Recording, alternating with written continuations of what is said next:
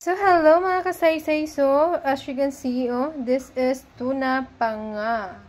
So, I marinate it to make it, to taste it, to make it yummy. Para tasty siya, no? Kailangan natin i-marinate bago luto, bago i-grill.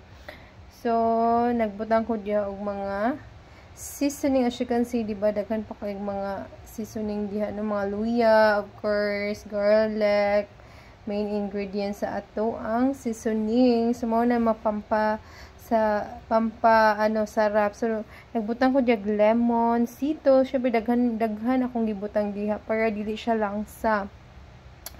Black pepper, soy sauce, oysters, and sugar. Nagput ko diya og sugar, guys, kay para balance ang iyahang